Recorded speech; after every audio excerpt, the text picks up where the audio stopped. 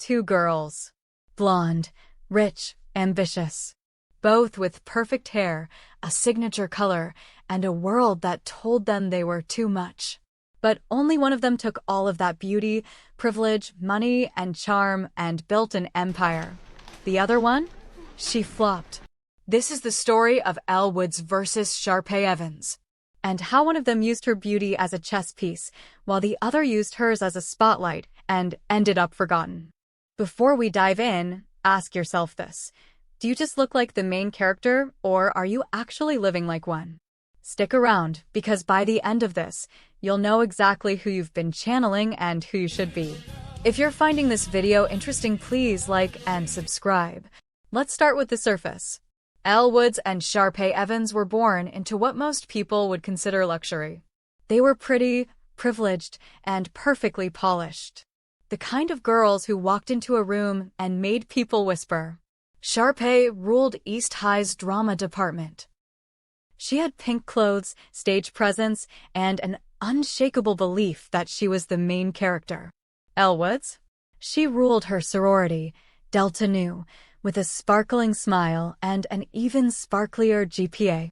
She was known for her fashion sense and her charm, but she was dismissed by everyone outside her bubble as a dumb blonde. But here's where the first and most important difference begins. Elle knew how the world saw her. And she used it. When Elle applied to Harvard Law, she didn't try to tone herself down to fit the mold. She didn't cut her hair, swap pink for gray, or pretend to be someone she wasn't. No. She sent in a video application of herself in a pool, wearing a hot pink bikini, talking about legal jargon and her high LSAT score.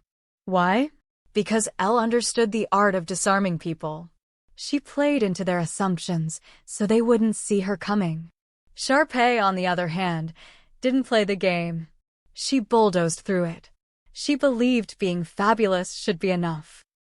She expected recognition because she had always gotten it. Sharpay thought she was above the rules. So instead of subtly navigating power structures like Elle, she tried to dominate them.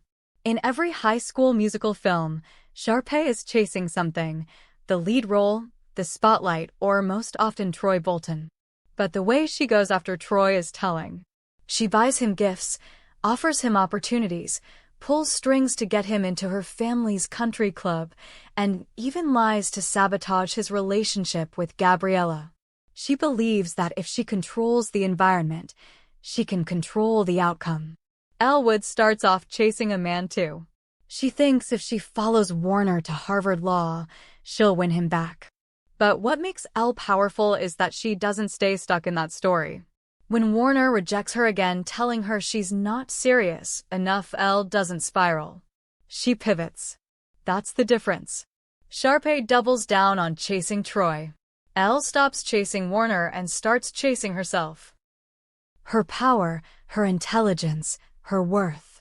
She decides she doesn't just want to be Warner's wife, she wants to be someone. And it's not just about their romantic choices. It's about how they respond to failure. When Elle gets laughed at in class, she studies harder. Sharpay, when rejected or outshined, throws tantrums. She doesn't grow, she plots. And eventually, even her twin brother Ryan, who once followed her lead, chooses to step into his own light. It's not that Sharpay didn't have talent. She did. But talent without strategy is noise. Elle had both. She was underestimated, yes, but she never underestimated herself. One of the biggest misconceptions about Elle is that she was simply lucky, or that everything magically worked out for her. But when you actually watch her journey, it's clear Elle was working silently the entire time. She studied law. She paid attention. She learned how to speak up in class, how to challenge systems, and how to navigate elitist spaces without losing her femininity. She kept wearing pink. She kept doing her hair. But now she was reading case law and defending clients in court. Sharpay thought performance would always be enough. That, if she looked the part, she'd get the part. But she never did the inner work. She never built the resilience Elle did. She thought confidence and charisma could carry her, but the truth is, You can only charm people for so long. Eventually, substance matters. By the end of their respective stories, Elle Woods graduates from Harvard Law as the class speaker. She becomes a lawyer, earns respect, and proves every critic wrong. Sharpay? She moves to New York to pursue Broadway.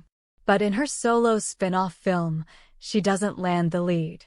She ends up in a small pet-themed show, and while it's a sweet ending, it's a far cry from the glittering stardom she always imagined. Here's the truth no one wants to admit. Pretty privilege can open the door. But only strategy, humility, and growth will keep you in the room. Elle Woods understood that. She weaponized her softness.